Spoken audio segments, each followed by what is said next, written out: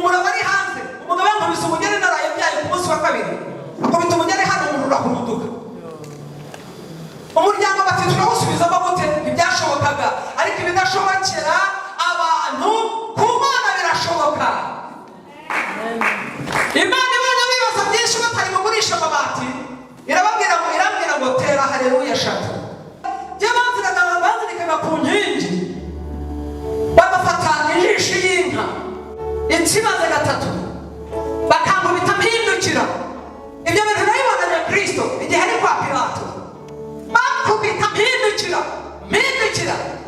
n'uyu munsi uracyafite inkoni udutaka twabaye nkomati kubera Kristo.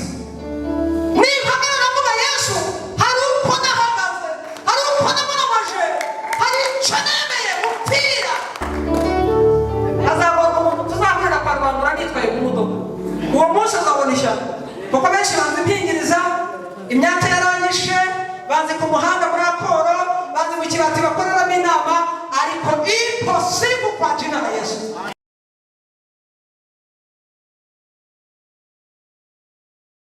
Abakindi gasubiza mu banyamahanga Imana ishimwe cyane aho niho yadusanze Imana iraduhamagara itugirira imbabazi zihoraho. Haleluya. Mu kurindagira kwacu mu biti bitizera mu guca inshuro mu gukubita inkoni n'ibiboko twaraza kumva Imana irabamusizana umuntu kumubabaza iteka nzamugirira ibambe nzamugirira imbabazi zihoraho. Sifa kwa Mungu wa Israeli. Imana irakaye nk'abantu yatumara dukora amakosa buri munsi tuba abanyantege nke buri munsi ariko muri iri jambo nabonye imbabazi z'Imana muri iri teraniro ko hari abantu Imana iri bugirire neza uyu munsi. Ntiwiganyire ntiwite ku myaka umaze y'uburoni ntiwite ku buretwa bwawe bukoresheje ntiwite kuri isuka no guhingiriza n'ibiboko bakubitiweyo imibabaro n'agahinda byinshi byawe. Ndizera Imana yampaye ijambo hari ibiti biri bugirire neza muri iri teraniro. Ibyo irabikorera ko ari inyembabazi Imana ari inyempuhwe itinda kurakara. Iravuga ngo ntabwo umubyeyi umwana we yamusoma ibiryo gaterera ibuye twaje gusenga kunihira Imana agahinda.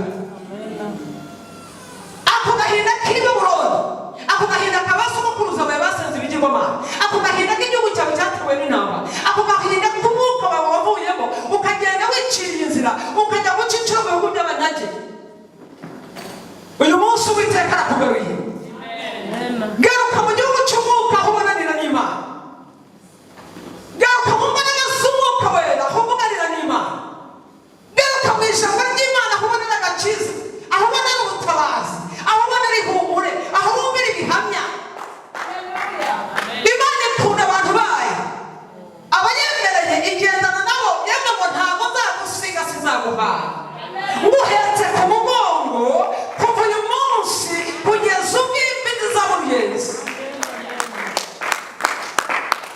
Haleluya.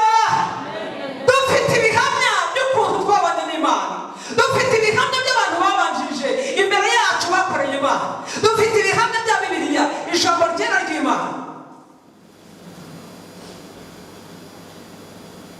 Nta muntu wahemukiwe n'Imana turahemuka tukayibabaza ariko ikagira imbabazi zihoraho iteka ryose. Haleluya.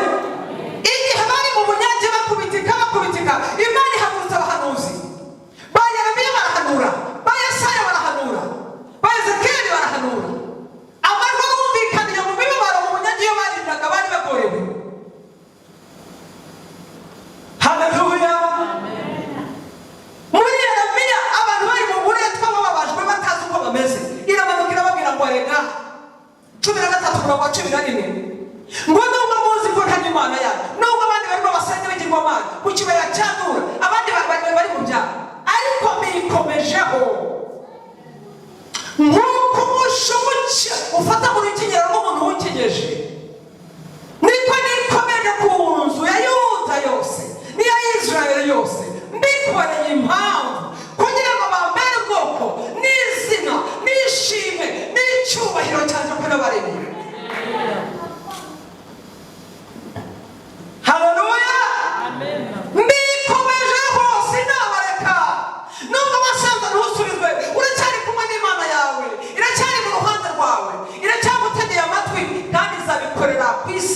yayo ibikorera kwiyubahisha kuko ari Imana itabeshya isezeranye igasohoza.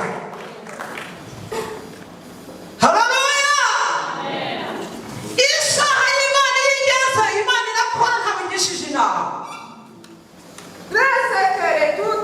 Bari iyo bihebye inama iraba i Roma i Vatikani mu Rumi biga ku itegeko baravuga ngo reka duteranye inama.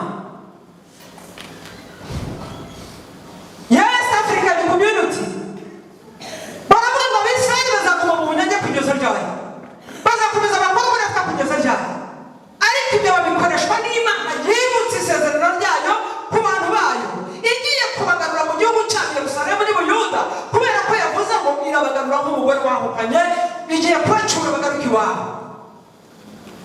Muranyumva neza? Inama imaze kwicara bakoze inama babona ubwoko bwa Isirayeli amoko atatu: Ababenjamini b'ubwoko bw'Abayuda, Abayefurayimu n'Abamanase bazamura ibendera ryabo. Haleluya!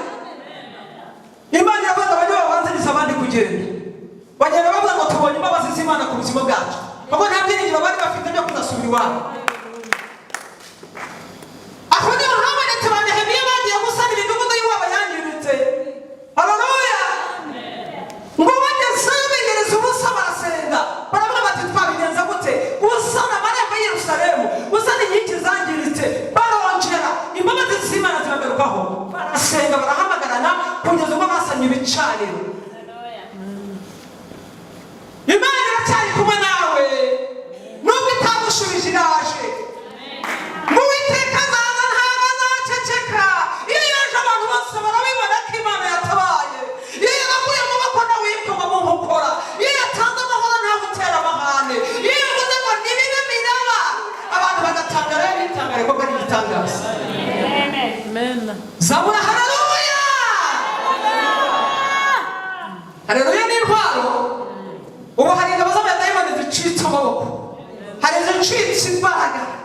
Sinababwiye ngo umunsi umwe umuraba ari hanze, umugabo yankubise umugeni naraye byaye ku munsi wa kabiri, akubita umugeni hano umuriro urahuruduka. Umuryango bati turawusubizamo gute? Ntibyashobokaga, ariko ibidashobokera abantu ku Mana birashoboka. Imana ibona bibaza byinshi batari mugurisha amabati, irambwira ngo tera haleluya eshatu. Izi haleluya mukazi ntukinginge umuntu ngo nazitere, utazifite ntiyazitera.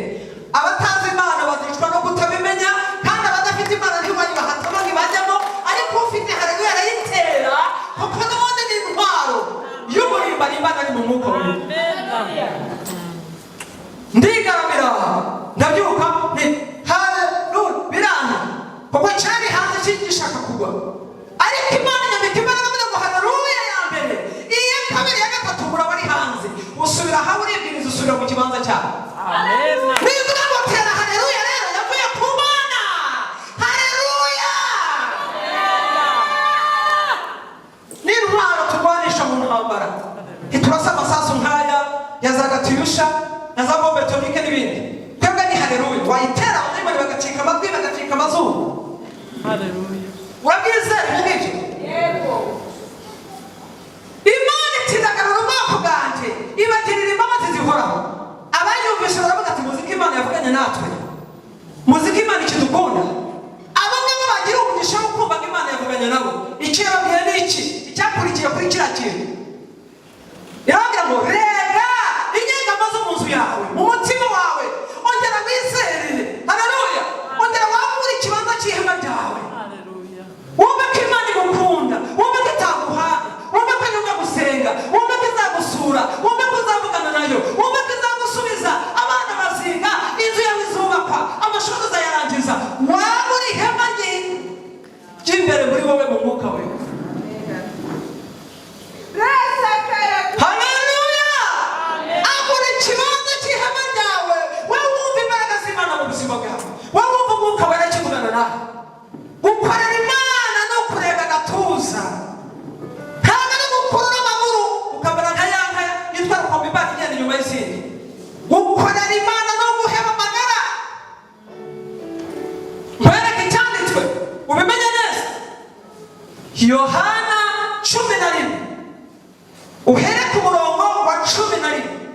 ugeze ku wa 12 umbwira ko iby'Imana uzabitoragura nk'amabombo mu nzira n'uwamwiye kuyarangura nawe arayagurisha imwe akayigurisha 50. Usomera Yohana 11 ku murongo wa 11 ugeze ku wa 12.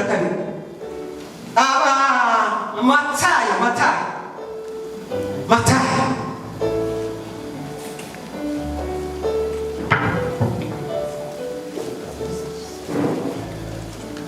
soma Matayo 11 ku murongo wa 11 ugeze ku wa 12.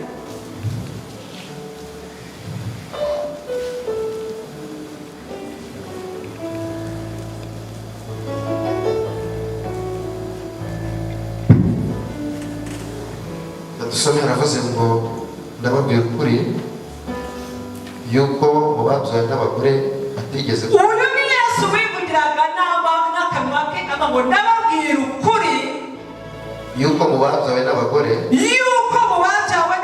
bose hatigeze kubaho umuntu uruta Yohana umubatiza ariko umuto mu bwami bwo mu ijuru aramuruta uhereye mu gihe cya Yohana Umubatiza ukageza none ukageza uyu munsi mpagaze ku gatuti imbere yanyu ubwami bwo mu ijuru buratwaranirwa intwarane zivugishamo imbaraga. Wabibonye ntabwo kujya mu ijuru ari kugenda gutya akarurembura gutya haleluya ntibishoboka cyane. Hari icyandiko cyafashije hariya ngo nije uri mu mucuzi nkavugutira umuriro w'amakara ntakuramo icyuma njyanye mu murimo we umurimbuzi n'umuremeye kurimbura ariko nta ntwari yaturiye kukurwanya izagira icyo gutwara na hatowe. Uzaba urumva urwana n'ibintu biganisizwe byinshi, urarwana na byinshi bihimba ubugingo bwawe, urarwana na byinshi bishaka kwangiza umwuka wera muri wowe, urarwana na byinshi bituma udakorera Imana neza, urarwana na byinshi bituma umutima wawe utabona ko izina urimo ari iy'ubuyobe, ibyo ukora bitanezeza Imana. Izo ni intambara hagati y'ubugingo bwawe, ariko nusobanukirwa ko Imana yakugiriye imbabazi zihoraho, ugasobanukirwa ko Yesu yapfuye ku musaraba ku bwawe, reka ingabo zo mu nzu yawe wungure imigozi yawe ibe miremire, ushimangire ingamba zo kwizera, uvuge ngo ni hano na Yesu kama ni kufana naye. Amen. Haleluya. Amen. Abantu bari mu rusengero rw'Imana n'abarozi, abantu bari mu rusengero rw'Imana basambana, abantu bari mu rusengero rw'Imana batiyiriza ubusa, kandi uhereye kera kugeza uyu munsi ubwami bw'Imana buratwaranirwa intwarane zivugisha Imana. Amen. Uyu mugore rero yaraguye, uyu mugore yabaye umunyantege nke, uyu mugore yananiwe kurinda iby'urugo rwe, yananiwe kwihanganira umugabo we. Kristo ni umukwe, twebwe turi abageni. Haleluya. Ngo umwuka n'umukwe n'umugeni barahamagara ngo ngwino. Uyu mugore Imana yahaye ijambo ry'uyu mugore ni abantu bateshutse, ni abantu batatanye, ni abantu bagiye ukuntu, ni abantu bakora ukuntu, ni abantu batizana ukuntu. Nimwongere mugaruke iteraniro ry'Uwiteka, bikomeza kuri Kristo, kuko ni ibisubizo byiza bituruka muri we. Kunesha biva muri Kristo twizeye. Niyo abantu b'Imana bakoreye ibitangaza, niyo abantu ngo baramamaye, niyo abantu ngo barakomeye, ni abagendanye neza na Kristo bakabana neza muri ubu bugingo. Yesu arahari, ibintu birahari ku musaraba biranagana, ariko Imana irashaka guhereza, yagusura igasanga uri mu buraya, yandi igasanga uri umurozi, yandi igasanga uri umwibyi w'icicumi, yandi igasanga uri umunyamagambo, ibyayo bigasubirayo, amasezerano arabagarirwa. Utinze ku musozi kubera ko barangara. Garuka bayo bagiye, garuka ba mu ntege nkeya, garuka wongere ibihe byo gusenga. Niba wasenze rimwe ongera usenge kabiri, niba warasenze gatatu ongera usenge gatanu. Ubwami bw'Imana bubanwa n'imbaraga z'amasengesho. Niba ufite amaso areba ni umunyamwuka ubana n'Imana usenga, ninde wumva amajwi y'Imana ni umunyamwuka n'umunyamasengesho. Ninde barwanira ibitambara n'Imana. Uyu munsi tukaba dufite ibitabo, ni ububanye n'Imana mu masengesho. Icyitonderwa, nta muntu n'umwe Imana yatabara. itaramukangiye mu masengesho, ibimuhaye ibitoraguye gutya ikaguhereza, waba udasa na Kristo kandi aravuga ngo nk'uko umwana amaraso y'umwana asa n'ay'umubyeyi we, niko natwe Yesu yivanze natwe tuba abana b'Imana, tuba ku bantu b'Imana, tuba abana b'Imana. Kubw'ayo maraso yabaye igiterane ku musaraba ikanyumurisha, duhinduka abana b'Imana. Bibiliya ivuga ngo uko niko turi, dukorera Imana y'ukuri, duhamya Yesu w'ukuri, twaragendanye nawe mu kuri, twarakoreye Imana mu kuri, turangizanya nawe mu kuri. Iherezo ryacu ni mu bugingo buhoraho, ahabera bategerereje kuzamubona. Ntihazagire ugushuka rero. Ubwoko bw'Imana nimugaruke. Uyu mugore ucyurwa wahukanye ni umuntu wibagiwe imvugo y'Imana, ni umuntu udakora ubushake bw'Imana, ni umuntu wavuye mu mwuka ajya mu mubiri. Yesu nk'umugabo w'itorero arimo arahamagara, ngwino mugeni, ngwino mwegere. Umwuka ati yeee, numara kugera muri we uragubwa neza, urumva amahoro, urumva umunezero, urumva ibyishimo. Imana irarema amashinga hawe numara kwicara mu bwami bw'Imana. Haleluya! Imana ishimwe cyane. Gusenga kugirira umumaro nyirako, kandi guhindura ibintu mu buzima bw'amasengesho. Abantu barasenze barategereje, Imana yanze gusubiza. None se ko bamwe dusubiza? Ubu nakubwira ngo nashyikiriye Imana ndagenda nyikoraho? Oya, ndasiganwa kugira ngo nanjye singire icyo Kristo yamfatiye, niko Pawulo yavuze. Ntabwo ndabona ibihagije, ntabwo ndagerayo, ariko kubera kubana na Kristo neza no kwisunga amaboko y'Imana yanjye no kuba mu masengesho, nsenga nigeza, nyirabuka, nyoboza Imana inzira. Hari ibyo mbona utabona, hari ibyo mbwirwa utabwirwa, hari ibyo nkora utashobora, hari aho mpagaze utahagarara, hari ibyo Imana yampaye utakwakira. Sifa kwa Mungu wa Israeli. Ya, ibyo Imana biduhamije, uwami wayagiriye. Kuranyumva neza, sinjye gutera igipindi. Twabonye Imana twarayikubitiwe, banzirikaga ku nkingi, bagafata ijisho y'inka ikimaze gatatu, bakankubita mpindukira. Ibyo bintu nabibonanye Kristo igihe ari kwa Pilato, bakubita mpindukira. N'uyu munsi uracyafite inkoni, udutaka twabaye kwa nkomati kubera Kristo. Nikamera navuga Yesu, hari uko nahagaze, hari uko namamaje, hari icyo nemeye gupfira. Mfite ibishyitse nakwirata imbere y'iterano. Mfite Imana nabonye n'amaso yanjye. Iyo Mana nabonye, abana banjye barimo barayikurikira, barayikorera. Ntabwo barimo kuyibwira. Sinabwira umwana wanjye nitarasenga nanjye umwana sinasenga nka Aneti. Aneti araririmba, njye sinaririmba nka Aneti. Sawa na protokolo, ntabwo na protokolo nka Sawa. Tutarasenga sinasenga, kubera ko imbuto biba mu butaka niyo yera, yamara kweka byari imbuto. Izo mbuto zikamera zikaba nyinshi, hanyuma rero wazahunika mu bigega ubonye no kwishima. Haleluya! Imana itubabarire cyane, Imana itwambika imbaraga z'umutima. Ababyeyi turi abapasiteri b'amazu yacu, abakobwa turi abapasiteri b'imitima yacu, abanyamasengesho ni abantu badasanzwe. Iyo usenga ndahamya imbaraga z'Imana zikomeye. Hari ibintu Imana ikora mu buzima bwawe kubera ko wasenze.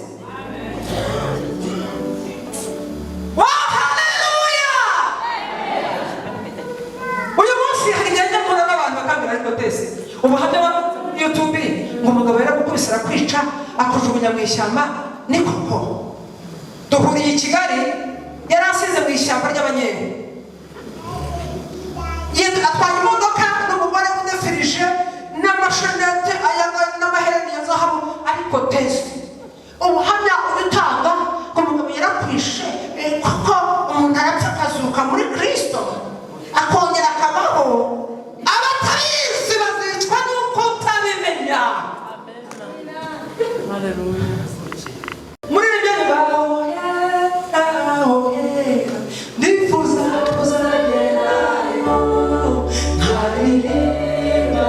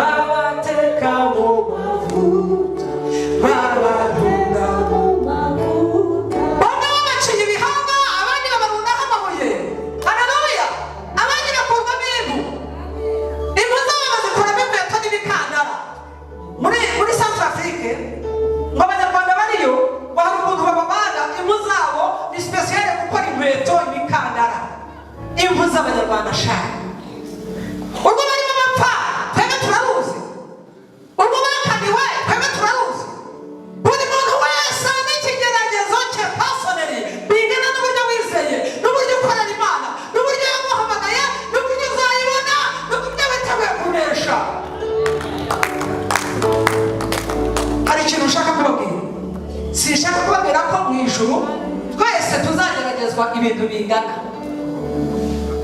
Yakobo igice cya mbere hano ngo hahirwa uwihanganira ibimugerageza, kuko namara kwemerwa azahabwa ikamba ry'ubugingo data yasezeranyije aba mukunda. Ariko buri muntu Yesu yaravuze ngo kila mtu atakuwa na jaribu lake binafsi, kila mtu na jaribu lake lingana na kiwango cha imani yake. Wewe unafuata nani twahamagariwe hamwe?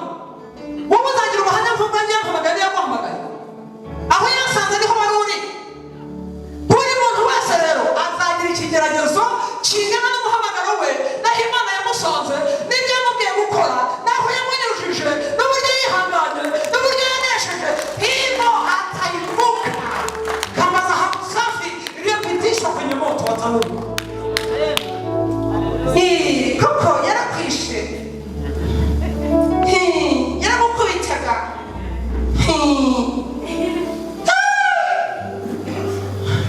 abantu muracyafite amahirwe yo kwitwa basheri, shushu, hani, switi. Jyewe nabyaye umwana wa mbere aramwita shingiriya, shingiriya nyakurindi. Ubwo ni umwana wa shingiriyaga cyangwa ni nyina w'umwana wa shingiriyaga. Uwa kabiri amwita matatizo, uwa gatatu amwita tawe. Debora uriya yitwa tawe. Jyewe naramubatije mwita Debora, umugore w'intwari wajyaga ku rugamba, abagabo bakamubwira ngo nutajyana ntabwo turi bujyane. Haleluya. Tabu, matatizo, shindiriya, vumilia. Uwa kane ntakagira umwanzi, uwa gatanu ntawe ukirasongwa, uwa ni jyewe mapimo, fimbo, uchi, njaa, mateso, milio. Utwana tukomokamo natwo tukaba turisiya. Ariko haraho twageze turagiyemura, batabu baragiyemura, bamatatizo baragiyemura, bashindiriya baragiyemura. Haleluya. Yawe yari yarangize ngo ni rwabyago. Mama aje kunsura arabwira uzi ko banyita ngo ni rwabyago, mabuka ntabwo ni ruca mu makuba. Arambwira ati mwana wanjye, ati ndongera ku isi, ati witwa intare ya Yesu. Haleluya. Ati kuva uyu munsi jyewe ngiye kukwita intare ya Yesu n'abagukomokaho bose. N'uyu munsi arampamagara akavuga ati intare ya Yesu. Hamwe ni karame mama, izina ni ry'umuntu, umwana agenda nka se, umwambari w'umwana agenda nka se. Yesu arangije arababwira ati mwitonde, abantu nibahagarara bavuga imirimo y'Imana ntuzabivangemo, kuko buri muntu wese azageragezwa ikigeragezo kingana no kwizera kwe. Haleluya. Haleluya. Uyu mugore cy'ubu yavuganye n'Imana ariko aribagirwa, ahabwa amasezerano ntirahagararamo neza, abwira kuyamagarira, arasinzira ahinduka umushike. Ariko Uwiteka agarutse ku iteraniro ry'uyu mugoroba,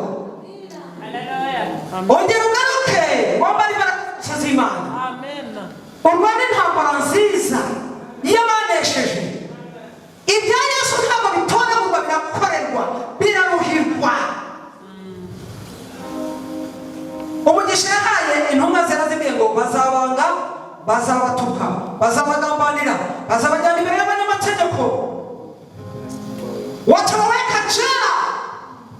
Ariko nimugerayo kuko muri abanjye kandi nkaba mbarimo, ntimuzibaze ngo tuzavuga iki, umwuka wera ubarimo uzabavugane. Haleluya. Ubwo rero kubitwa ntiwari uhari, bajombuye umusumari ntiwari uhari, umuraba bakubita ubunyaruguru ukamba ntiwari uhari. Niduhura mu mujyi wa Kigali nambaye ngo sinege, iyi nkweto yashinga murondo ishinga satani ku mutwe, ikamukura amenyo, ikamurimbanira. Nanjye nahitamo kwambara shinga murondo kuko nta kindi cyasobora satani. Maringo mataha ukagenda gutya nk'uwacunguwe, umuntu ufite Imana wanesheje urupfu n'abazimu, hanyuma yakubona akava mu nzira nta kindi abuze, kuko we ni umuzayifu, ni umunebwe, ni umunyabwoba.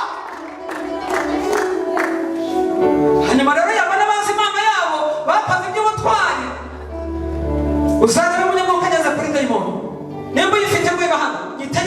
urebe ujya mu izina rya Yesu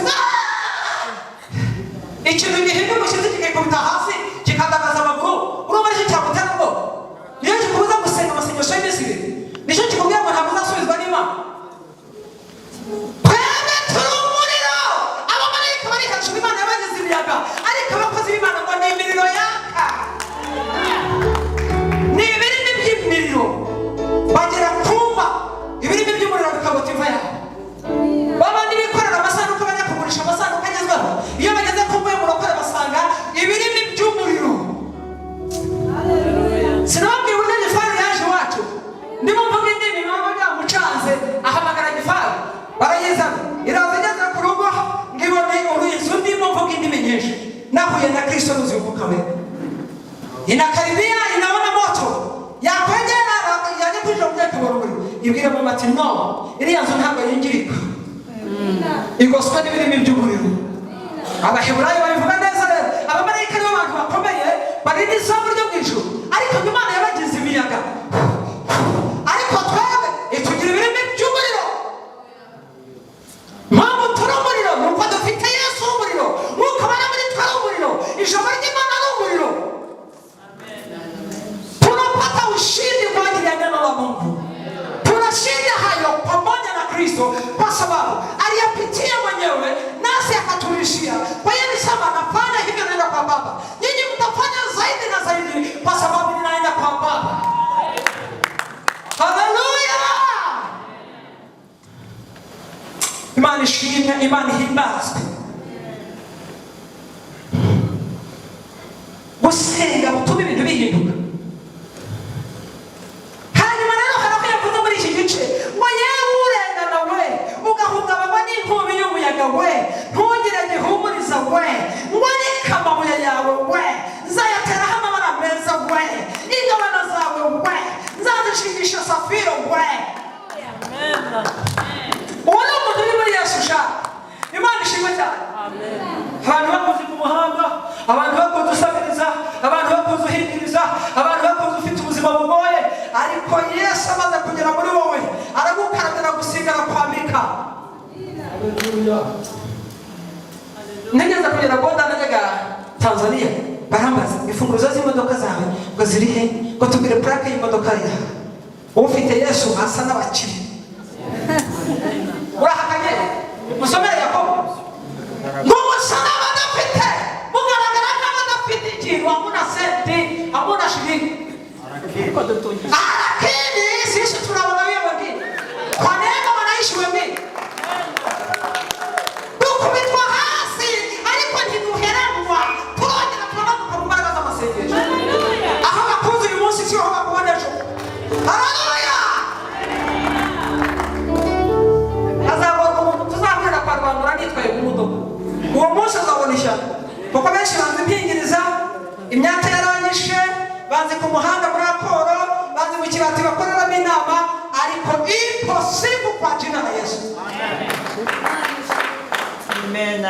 Hari uwo twigeze kuvuga hariya muri gare ya Kimironko arandeba aritaza ati se ati ni wowe ndetse ati wowe wakamanze ngo ni fride ati cyangwa ati nyewe utesirezi ati nuwitwa ufite umwana witwa Vumiriya uwuze Shindiriya Tabu matatizo none akanya jewe nitesire intare ya Yesu arakibuka ko abantu bajyaga bakanyita mu mudugudu kubera ko hari bamwe Imana ihindura amateka gutyo utese we yanyate yarakize nanye reka mpore bashaka ngende mabwire ngo yarakize Imana ikubimya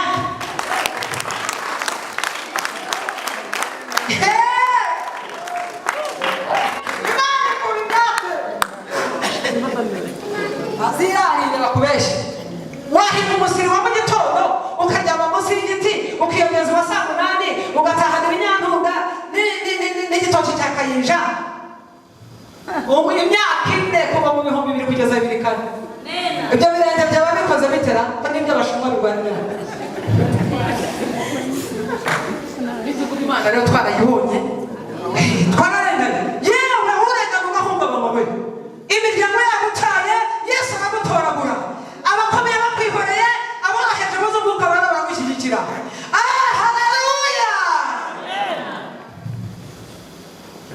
tugiraga ishusho ariko turasenga ubuzima bwanjye bwari bwo mu butayu bwari bwo mu buvumo ubu narahaze nsigaye njya kuryama nkashyiraho akagufuri ariko nananaga mu ibuye icyo bita ipamu hajyamo cyonyine n'akana k'agahinja kajwigira simvuga ngo intare zirabya ingurube zirabya ariko uyu munsi koko nahaze ndashyiraho ingufuri niba umara kurya mugahaga ntimuzibagirwe iyo Imana nanjye muri biriya bihe uyu munsi iracyahari iracyaniza iracyamara Imana iyo afashe umuriro ikamusubiza ahawe iyo akuyemo umusumari iminsi 3 uri mu ishyamba ikamusubiza ubuzima uyu munsi we waza ukanjomba icyuma byashoboka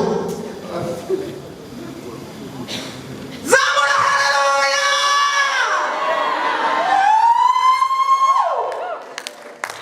Imana y'abarokore ihabwa icyubahiro Imana isengwa Imana isubiza Imana ikorera mu masengesho ihabwa icyubahiro Yesu guterera isaha utari mu ijuru ni afande ukomeye cyane ushize narababwiye ngo nabonye akabwa kazamuka gasega umusozi wa Jari hamwe n'indi n'abana 6 bavumiriye abatamu bamatatizo bataye na nyina wabo nta bukira sogwaho ugiye kubona akabwa kari imbere ya Perezida Kagame hano hari abajepe hano hari abamilitare mbona akabwa karazamuka agatoya kagahenje kakabwa noneho Kagame uza amagambo yabwiye ageze iruhande cyagiye yabwiraga ngo inuka funga ngo simama wima yarambwiye hako kaumbo unako kaumbo kachana ni majaribu yanayokutesa kana kwamba majaribu yanayokutesa hayana nguvu kwako inayafananisha na kaumbo hako kadogo ako kama katagira menyo kadafituma karasaka byari igeragezo by'Imana nyir'ubusa by'Imana icaga by'Imana ya Kristo ako kama karagaragara byari igeragezo karasana ako kabwa kadafite amenyo akabwa imbwa yagabuye uyu munsi kakunyuka ukababara kadaba kafata horoshye ikakujya amenyo ngo ibigeragezo byose nahuye nabyo ngo bimeze nk'ako kabwa zamurira Imana icyubahiro kubera icyo Imana bigeranyije n'akabwa ibiturwanya dufite Kristo ibizadushobora amajwi twumve amadayimoni twiheresha azadushobora ubukene ntibuzadushobora imibabaro ntituzaheranwa nayo turibuka dusanganira Kristo mu kirere ongera ibihe byo gusenga niba ushaka kubona Imana ibyo bitarasubizwa ongera ibihe byo gusenga waragabanukiwe wataye inshingano waragiye warazerereye wayeye garuka Yesu yabarebye Yesu yababonye yabonye intege zanyu nke yabonye aho mwababaye yabonye ibyabababaje yanavuze ngo ibigeragezo byose bizanagerageza intwara zose bacuriye kubarwanya ntacyo zizabatwara na hatoya ubone umurage w'abagaragu b'Uwiteka no gukiranuka kwabo guturuka ahondi nimwakire ijambo ry'Imana